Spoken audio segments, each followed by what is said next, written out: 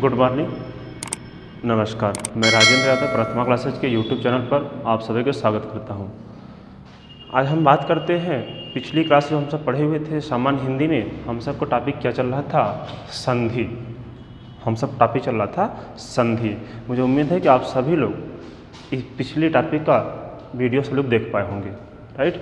आज हम बात करते हैं संधि में, कुछ आगे बात करेंगे। हमने पिछली क्लास में देखा था कि संधि क्या होता है, तो आप सब परिभाषा में देख पाए होंगे कि दो निकटवर्ती वर्णों के मेल के द्वारा उत्पन्न विकार को संधि कहते हैं। ये हमने परिभाषा देख पाया था।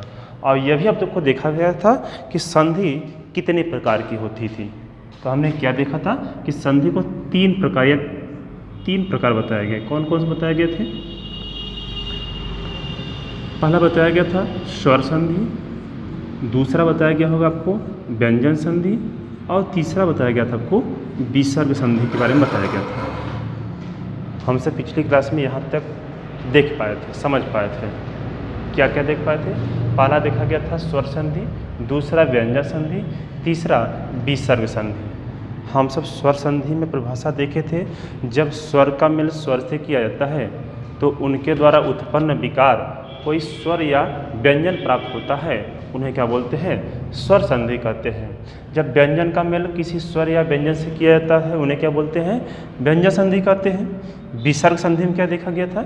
जब विसर्ग का मेल किसी स्वर से या विसर्ग का मेल किसी व्यंजन से किया जाता है, तो उन्हें क्या बताया गया था? विसर्ग संधि बताई गई थी। इतनी बातें हम सब पिछले वीडियो में देखे थे, ठीक है। आइए थोड़ा सा और आगे देखा गया, क्या बताया गया था कि हमने यह देख पाया भैया कि स्वर संधि को 5 भागों में बांटा गया। कितने भागों में बांटा गया था? 5 भागों में। 5 भाग कौन कौन से हैं? पहला बताया गया था दीर्घ स्वर संधि, दीर्घ स्वर संधि। दूसरा बताया गया था गुण स्वर संधि, गुण स्वर संधि। नेक्स्ट में बताया गया था यण स्वर संधि,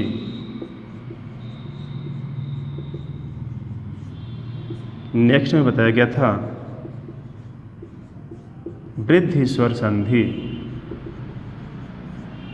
नेक्स्ट में बताया गया था अयादि स्वर संधि। हम सब क्या क्या देख पाए? हम यह देख पाए कि स्वर संधि कितने प्रकार से होते हैं। क्वेश्चन पूछा जाता है कि संधि कितने प्रकार की होती है, तब मुस्कुराते होता है, यह संधि 3 प्रकार से होती है। कौन कौन से होती है? स्वर, व्यंजन और विसर्ग। बात बराबर। आइए हम थोड़ा सा आगे देखते हैं। अगर क्वेश्चन पूछा जाता है कि स्वर संधि कितने प्रकार की होती है, तो हम बताएंगे स्वर संधि कितने प्रकार की होती है? 5 प्रकार की होती है। 5 आपके सामने दिए गए हैं। पहला बताया गया है दीर्घ स्वर संधि, गुण स्वर संधि, यण स्वर संधि, वृद्धि स्वर संधि और अयादि स्वर संधि के बारे में चर्चा की गई थी। आज यहाँ तक पिछले वीडियो हम सब देख पाए थे। आज हम क्या करेंगे? अब यहाँ से एक एक संधि के बारे में अध्ययन करेंगे कि दीर्घ स्वर संधि क्या होती है, गुण स्वर संधि होती है, यण स्वर संधि क्या होती है। मतलब कि यदि एग्जाम में आ जाता है, जैसे यहाँ पर एक क्वेश्चन आया शुभारंभ, एक क्वेश्चन आया शुभारंभ। अब एग्जामिनर पूछता है शुभारंभ में कौन संधि होगी, शुभारंभ में कौन संधि होगी। ऑप्शन में अगर दे दिया स्वर, व्यंजन, विसर्ग और इनमें से कोई नहीं, तब तो पहचानना आसान होगा कि नहीं, स्वर संधि होगी। बात समझ में आई? अगर यह न दे करके, मुझे उम्मीद भी है कि यह 3 ऑप्शन न दे करके यहाँ से पूछेगा कि शुभारंभ में कौन सी संधि होगी, तो हम बताएंगे कि शुभारंभ में, अब यहाँ पढ़ेंगे, दीर्घ हो सकती है, गुण हो सकती है, यण हो सकती है, वृद्धि हो सकती है, या फिर अयादि। ये 5 संधियाँ हैं, 5 में से कोई एक न एक होगी। अब यह कौन सा होगी, इसे आज हम पढ़ेंगे, इसी में सीख पाएंगे कि कैसे पहचानेंगे कौन सी संधि होगी। ठीक है, मतलब कि अगर हम यह टॉपिक पढ़ लेते हैं, यहाँ स्वर संधि के 5 प्रकार हम पढ़ लेते हैं, तो आपको एग्जाम में 2 से 3 प्रश्न बनना बहुत ही आसान हो जाएंगे। यहाँ से हम सब 2 से 3 नंबर चुरा सकते हैं आसानी से। आइए थोड़ा सा बात करते हैं अब एक संधि के बारे में। हाँ, एक बात और आपसे बता दें कि जो विद्यार्थी प्लेटफॉर्म पर पहली बार आ रहे हैं वह इस वीडियो को लाइक करें, सब्सक्राइब करें और शेयर करें, ताकि हमारा आने वाला नोटिफिकेशन सबसे पहले आप तक पहुँचे, सबसे पहले आप तक पहुँच पाए। आइए हम बात करते हैं एक एक संधि के बारे में। पहला देखा गया था, पहला कौन सी संधि थी? दीर्घ स्वर संधि का नाम दिया गया था, दीर्घ स्वर संधि का नाम दिया गया था। पहला देखा गया था दीर्घ स्वर संधि।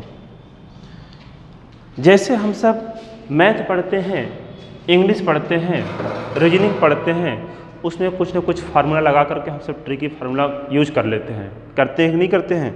जो लोग मैथ का विद्यार्थी होंगे उनको पता होगा क्या होता है, a + b का होल पावर 2 ऐसा अगर कुछ आता है तो हम बोलते हैं a power 2 2ab + b power 2, ऐसा कुछ बोलते हैं। बोलते कि नहीं बोलते हैं? बस उसी प्रकार आइए हम सब हिंदी के भी कुछ सामान्य सूत्र हैं जो कि कभी कभी एग्जामिनर आपसे सीधे सीधे इस सूत्र को ही पूछ लेता है, सीधे सीधे सूत्र को पूछ लेता है। जैसे यहाँ पर दिया गया है दीर्घ स्वर संधि में एक सूत्र होता है जिसको हम सब बोलते हैं अकः स्वर्णे दीर्घ।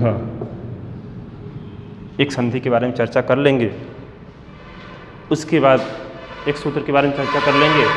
जैसे एक सूत्र के बारे में होगा वैसे हर एक का व्याख्या की जाएगी, हर एक का व्याख्या की जाएगी। अकः स्वर्णे दीर्घ, पाणिनि ने महेश्वर सूत्र बताया। कौन बताया? जिसका नाम बोलते हैं महर्षि पाणिनि। इन्हें व्याकरण का जन्मदाता बोला जाता है या इन्हें सूत्रकार कहा जाता है ना। महेश्वरी सूत्र की रचना किसने बताई? पाणिनि ने बताई। महेश्वरी सूत्र क्या होता है, इनके बारे में एक अलग से वीडियो होगा, उन पर चर्चा करेंगे कि महेश्वरी सूत्र क्या होता है, पाणिनि ने महेश्वरी सूत्र के बारे में क्या बताया।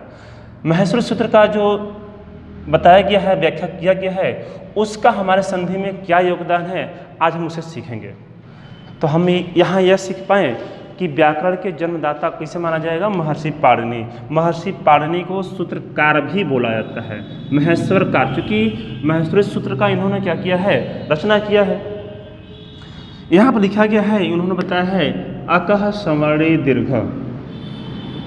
अकः का मतलब होता है अक प्रत्याहार। महर्षि पाणिनि ने अक प्रत्याहार की कुल संख्या, प्रत्याहार की कुल संख्या कितना बताई है? 42 बताई है। किसका? प्रत्याहार की संख्या बताई है कुल 42 होती है। और महेश्वर सूत्र कितने बताए हैं? इनकी संख्या बताई गई है 14 बताई गई है। क्वेश्चन आपसे एग्जामिनर पूछता है, आप अगर समीक्षा अधिकारी वह चाहे यूपीएससी कराए और चाहे वह हाई कोर्ट कराए, जैसा कि उसका एग्ज़ाम डेट भी नज़दीक ही है, तो वहाँ से हमेशा और हमेशा यहाँ से 1 से 2 नंबर के क्वेश्चन पूछे जाते हैं और पूछे भी जाएंगे। या तो महर्षि पाणिनि के प्रत्याहार से क्वेश्चन पूछ लेंगे या तो इनके महेश्वरी सूत्र से पूछ लेंगे। महेश्वर सूत्र की संख्या कितनी बताई गई है? 14 बताई गई। प्रत्याहार संख्या कितनी बताई गई है? 42 बताई गई है।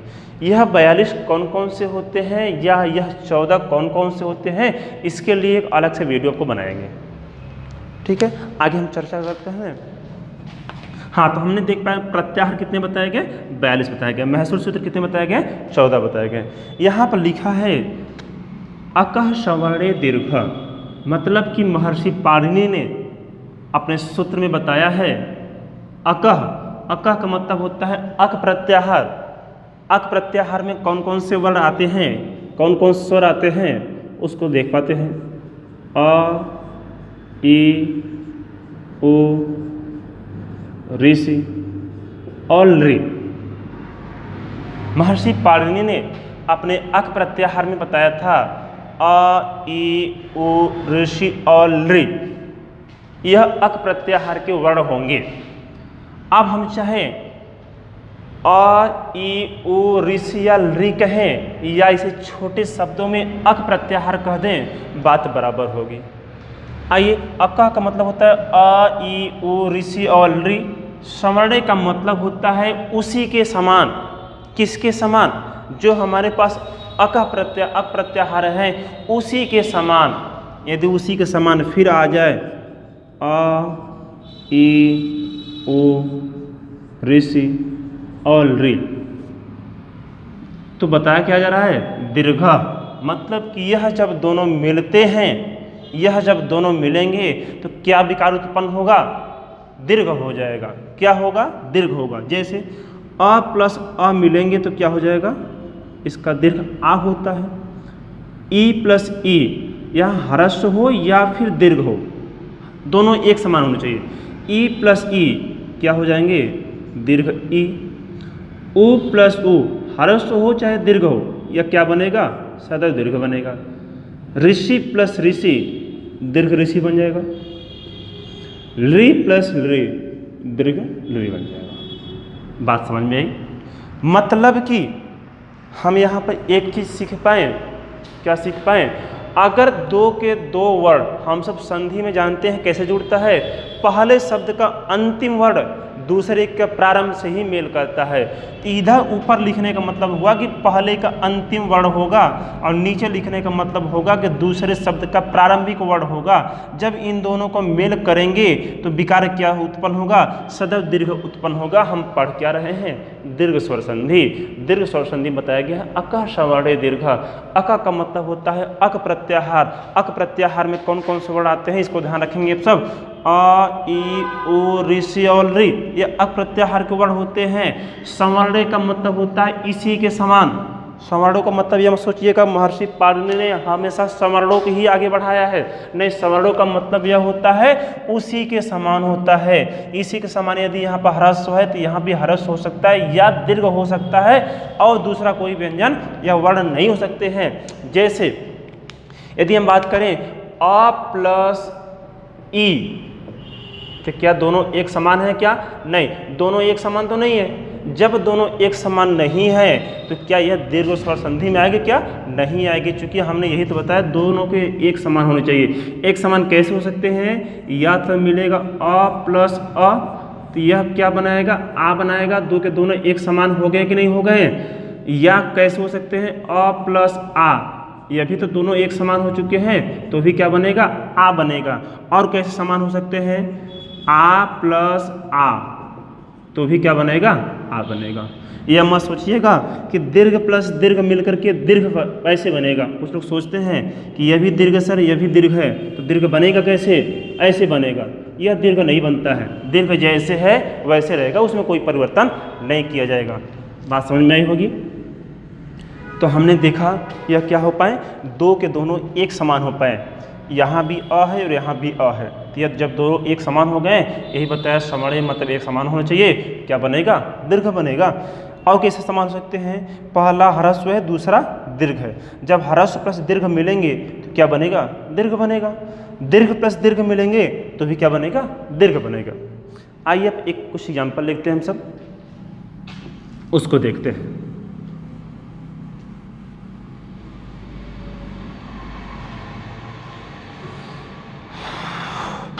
जैसे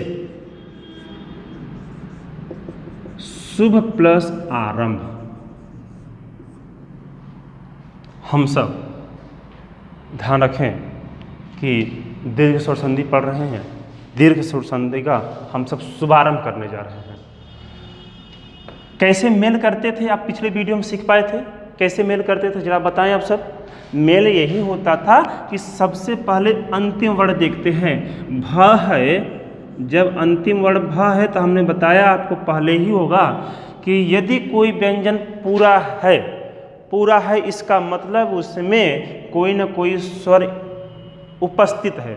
बिना स्वर के वह व्यंजन कैसे होगा? अधूरा होगा। तो यहाँ देखिएगा जो भ है इसका मतलब आधा भ प्लस अ, आधा भ प्लस अ। अब अगर अ निकल जाता है तो भ कैसा हो जाएगा? आधा हो जाएगा। अब जब इसको तोड़ दिए तो इसका अंतिम वर्ण क्या मिलेगा? अ मिलेगा। और दूसरे का प्रारंभिक क्या है? आ है। दूसरे का प्रारंभिक क्या हो गया? आ हो गया। अभी तो हमने यही तो सीख पाया, दीर्घ स्वर संधि में बताया गया अक सवर्णीय अक मतलब कि अक प्रत्याहार में आ ई उ ऋषि और री में से कोई भी एक वर्ण हो जाए, सवर्णीय का मतलब उसी के समान हो जाए। अब यहाँ पे देखिएगा अ प्लस आ, एक ह्रस्व हो गया दूसरा दीर्घ हो गया, हुए तो समान हो गए। जब ह्रस्व प्लस दीर्घ मिले हैं तो आपको बताए हैं अभी अभी कि क्या उत्पन्न होगा, सदैव और सदैव क्या मिलेगा, दीर्घ मिलेगा। यहाँ पे भी देख पाए अ प्लस आ से क्या हो गया है, आ हो गया है। इसके पहले भी देख पाए होंगे अ प्लस आ से क्या बनेगा, आ बनेगा। ऑलरेडी यहाँ दीर्घ दिख पा रहा है, उसी प्रकार यहाँ क्या उत्पन्न हो गया है, दीर्घ उत्पन्न हो गया। यह जो विकार उत्पन्न हुआ है आ, यह जो विकार उत्पन्न हुआ है आ, यह जुड़ेगा कहाँ, जब बताए पहले शब्द के अंत में जुड़ता अ तो निकल गया, बचा हुआ है भ आधा भ। जो विकार उत्पन्न होता है यह सदैव पहले शब्द के अंत में जुड़ता है। अब यहाँ देखिएगा व्यंजन आधा है, जब यह स्वर आ जाएगा इस व्यंजन में तो यह व्यंजन कैसा हो जाएगा, पूरा हो जाएगा। क्या हो जाएगा, पूरा हो जाएगा। जो भ था वह क्या हो गया, भा हो गया। जो भ था वह क्या हो गया, भा हो गया। अब देखिएगा जो शुभ हम सब लिखते थे उसे क्या लिखेंगे, अब शुभ न लिख करके शुभा लिखेंगे, है ना। क्योंकि अब यहाँ तो परिवर्तन हो गया, आ में हो गया। अब यह आर तो इसमें मिल करके दीर्घ हो गया, बचा क्या, रम। इसको हम जोड़ देंगे, इसे हम क्या पढ़ेंगे, शुभारंभ। अब हम सब दीर्घ स्वर संधि का क्या कर दिए, हम सब शुभारंभ कर दिए। हमें उम्मीद है कि आप सबको समझ में आया होगा। नहीं समझ में आया है तो एक और अगला एग्जाम्पल लेते हैं हम सब। अगला एग्जाम्पल एक और लेते हैं हम सब।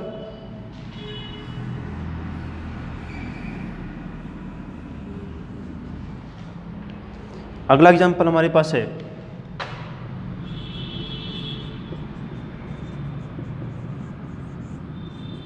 देव प्लस आलय। अगला एग्जाम्पल हमारा है देव प्लस आलय। पहले शब्द के अंत में क्या मिलेगा, वह है, तो इसको हम तोड़ेंगे, आधा व प्लस अ बनेगा। क्या बनेगा, आधा व प्लस अ बनेगा। और दूसरे शब्द का प्रारंभिक वर्ण क्या होगा, आ होगा। अ प्लस आ दोनों एक समान हो गए। जब दोनों एक समान हो गए, एक ह्रस्व और एक दीर्घ है, तो क्या बनेगा, क्या बनेगा, दीर्घ बनेगा। यही तो हमने सीख पाया। अक सवर्णीय दीर्घ, अक का मतलब होता है अक प्रत्याहार। अक प्रत्याहार में यही कुछ स्वर होते हैं जो दिखाई पड़े। सवर्णीय का मतलब होता है उसी के समान। उसी के समान क्या हो सकते हैं, यहाँ पर ह्रस्व है तो दीर्घ भी हो सकता है, लेकिन यह दीर्घ क्या होगा, इसी का दीर्घ होगा और दूसरा कोई दीर्घ नहीं होगा। यदि दूसरा कोई दीर्घ होता है तो वह इसमें मेल नहीं करेगा। आइए वह अ प्लस आ मिल करके क्या बना दिया, आ बना दिया है। आ बना लिया है, बात बराबर। अब यह जुड़ेगा कहाँ, अब जो यहाँ आधा व है इसके साथ यदि आ जुड़ता है तो क्या बनेगा, वाह बनेगा। बनेगा कि नहीं बनेगा, आइए बनाते हैं हम सब। जो विकार उत्पन्न होता है यह सदैव पहले शब्द के अंत में जुड़ता है। जो देव था वह क्या हो जाएगा, देवा हो जाएगा। आ तो इसमें मिल गया तभी तो देवा बन गया, बचा क्या है, लय। तो हम इसको जोड़ देंगे, ज्यों का त्यों क्या हो जाएगा, देवालय।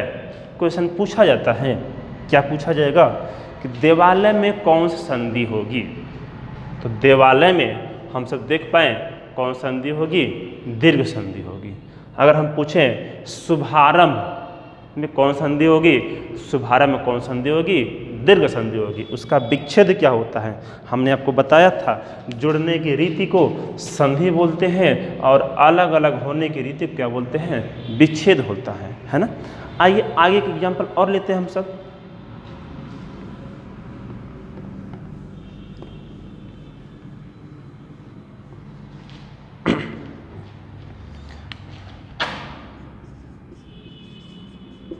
विद्या प्लस लय, पहले शब्द के अंत में क्या हो गया है, आ। जरा इसको और तरीके से देखें हम।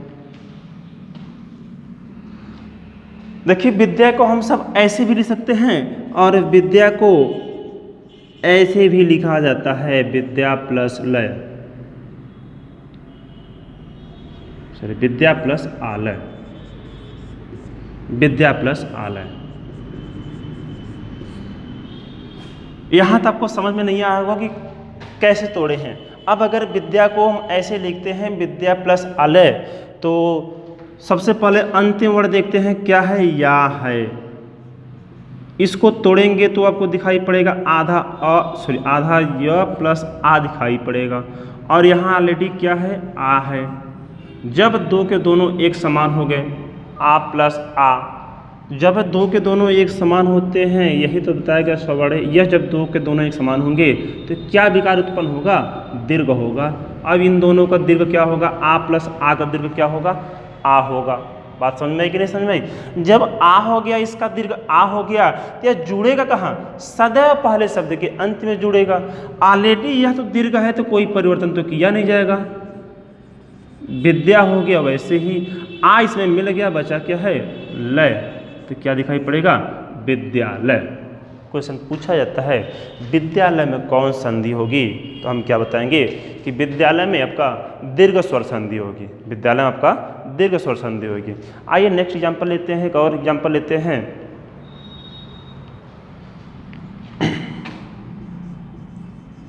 रवि प्लस इंद्र, रवि प्लस इंद्र, पहले शब्द के अंत में क्या आया है, ई आया है कि नहीं आया है। दूसरे के प्रारंभ में भी ई आ गया, पहले शब्द के अंत में ई आ गया, दूसरे के प्रारंभ में भी क्या हो गया, ई हो गया। जब दो के दोनों एक समान हो गए, जब दो के दोनों समान हो गए, ई प्लस ई, सूत्र भी बता रही है, ह्रस्व हो चाहे दीर्घ हो, ह्रस्व हो चाहे दीर्घ हो, यह जब दोनों मिलेंगे तो क्या बनेगा, सदैव दीर्घ ही बनकर आएगा। ई प्लस ई मिलेंगे तो क्या बनेगा, दीर्घ ई बनेगा। अब हमने बताया चाहे ह्रस्व हो चाहे दीर्घ ई हो, अगर ह्रस्व दीर्घ मिलेंगे तो भी दीर्घ बनेगा, और दीर्घ प्लस दीर्घ मिलेंगे तो भी दीर्घ बनेगा, ह्रस्व प्लस ह्रस्व मिलेंगे तो भी क्या बनेगा, दीर्घ बनेगा। तो हमने यहाँ पर देख पाया ई प्लस ई, ह्रस्व प्लस ह्रस्व दोनों एक समान हो गए। जब दोनों एक समान हो गए तो क्या विकार उत्पन्न होगा, दीर्घ होगा कि नहीं होगा। जब दीर्घ हो गया, यहाँ पर जो ई है वह के साथ तो वह ह्रस्व है, तो यह क्या हो जाएगा, यह क्या हो जाएगा, दीर्घ हो जाएगा। ई प्लस ई तो मिल करके इसके साथ दीर्घ बचा हो गया, बचा क्या है, द्र, इसको हम जोड़ देंगे, बोलेंगे क्या, रविंद्र, बोलेंगे क्या हम सब, रविंद्र। क्वेश्चन पूछा जाएगा कि रविंद्र में कौन संधि होगी, रविंद्र में कौन संधि होगी, तो हम क्या बताएंगे, रविंद्र में दीर्घ स्वर संधि होगी। कैसे दीर्घ स्वर संधि होगी, जरा देखें हम सब। रवि प्लस इंद्र, इसका जब तोड़ेंगे तो रवि प्लस इंद्र, ई प्लस ई, जब ई प्लस ई जब दोनों एक समान हो पा रहे हैं, तो हमने यही तो पढ़ा कि एक समान का मतलब होता है जो विकार उत्पन्न होगा क्या होगा, दीर्घ संधि होगी। एक एग्जाम्पल और लेते हैं, एक एग्जाम्पल हम और लेते हैं।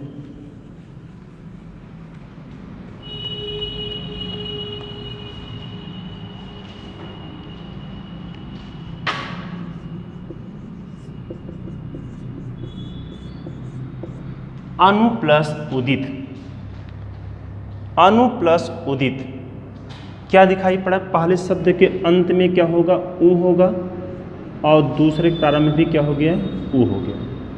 हम क्या देख पाए, ऊ प्लस ऊ, ऊ प्लस ऊ, जब ऊ प्लस ऊ मिलेगा तो बनेगा क्या, दीर्घ बनेगा, क्या बनेगा, दीर्घ बनेगा। यह कौन कहता है, हम नहीं कहते हैं, सूत्र कहता है, महर्षि पाणिनि ने ऐसा बता रखा है। जब बता रखा तो उसी को सोचे हम सब, तो ऊ प्लस ऊ क्या बनेगा, दीर्घ बनेगा। अब देखिएगा कैसे बनता है, अ में कोई परिवर्तन तो होगा नहीं, परिवर्तन कहाँ होता है, जहाँ तोड़ता है वही तो जुड़ता है। यहाँ पर ऊ हो गया, यह ह्रस्व है, तो ना में कोई परिवर्तन नहीं होगा, बस ऊ में परिवर्तन होगा, क्योंकि परिवर्तन तो हमें इसी में करना है, तो यह क्या हो जाएगा, दीर्घ हो जाएगा। ऊ प्लस ऊ मिलकर के दीर्घ बना दिया, बचा क्या, दित, तो हम क्या बता देंगे, अनुदित, क्या हो जाएगा, अनुदित। नेक्स्ट एग्जाम्पल देखते हैं हम सब। लघु प्लस उत्तम, लघु प्लस उत्तम, फिर यहाँ पर देख पाए पहले शब्द के अंत में क्या हो गया, ऊ, और दूसरे प्रारंभ में क्या हो गया, ऊ। ऊ प्लस ऊ दोनों एक समान हो पाए कि नहीं हो पाए। अभी हम देख पाए उ प्लस उ जब दोनों एक समान हो जाएंगे तो क्या विकार उत्पन्न होगा, क्या दिखाई पड़ रहा है, दीर्घ उ दिखाई पड़ेगा। क्या दिखाई पड़ेगा, दीर्घ उ दिखाई पड़ेगा।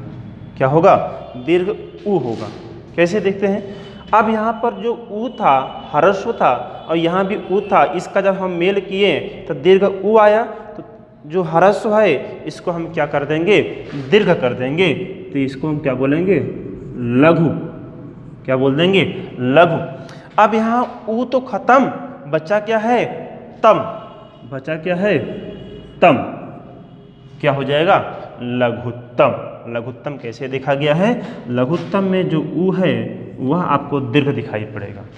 आपके एग्जामिनर क्वेश्चन पूछता है क्या होगा कि निम्न में कौन सा शुद्ध होगा, लघुत्तम ऐसे भी देता है और आपको लघुत्तम ऐसे भी देगा।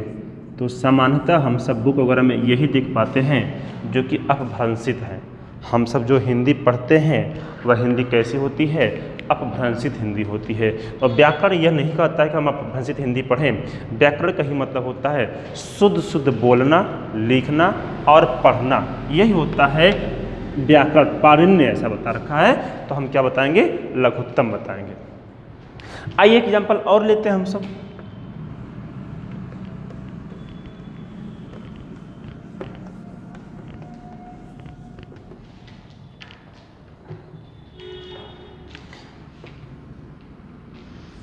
लघु प्लस उर्मी, लघु प्लस उर्मी।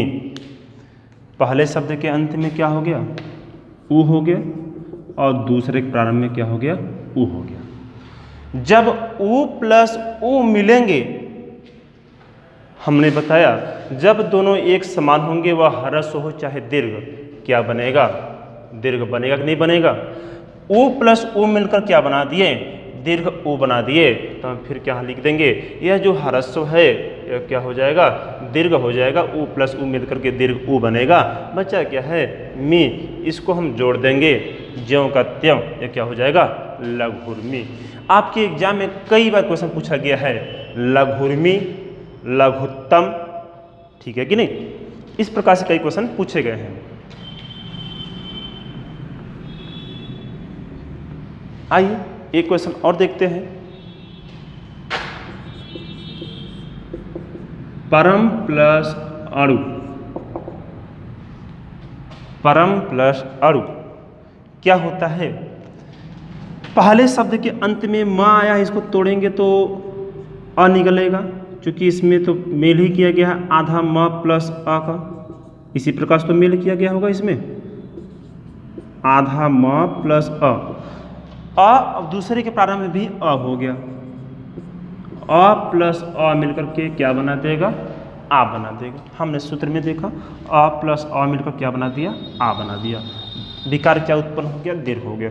यह दीर्घ कहाँ जुड़ेगा, पहले शब्द के अंत में। जो परम था तो क्या हो जाएगा, परमा हो जाएगा, है ना। आ तो खत्म हो जाएगा, क्या बचा है, इस प्रकार से जोड़ देंगे, क्या हो जाएगा, परमाणु। क्या हो जाएगा, परमाणु। जरा रुकिए रोकिए इसको। तो इस पर हमने देख पाए कि दीर्घ स्वर संधि में कैसे कैसे जोड़ा जाता है, क्या सूत्र होता है, क्या महर्षि पाणिनि ने क्या बताया सूत्र के बारे में, इनकी बात को सुन पाए और समझ पाए। ठीक है, तो आज के लिए इस वीडियो में इतना ही काफ़ी। एक संधि की जानकारी रखते हैं। हाँ, आप सब सब्सक्राइब करते हैं तो आपको नोटिफिकेशन मिलेगा। जो आने वाला नोटिफिकेशन होगा हमारा, वो आपको सबसे पहले मिलेगा। अगले वीडियो हमारा जो संधि होगी, अभी कुछ संधियाँ बचे हुए हमारे पास। संधि हमने बताया 5 प्रकार की होती हैं स्वर संधि में। तो हमने एक संधि पढ़ा जिसका नाम आया दीर्घ स्वर संधि। इसको हम इस वीडियो में पूरा कवर कर लिए हैं। अगले वीडियो में जो संधि बची हुई है उस पर कवर करेंगे। ठीक है, फिर आज के लिए इतना काफ़ी। धन्यवाद।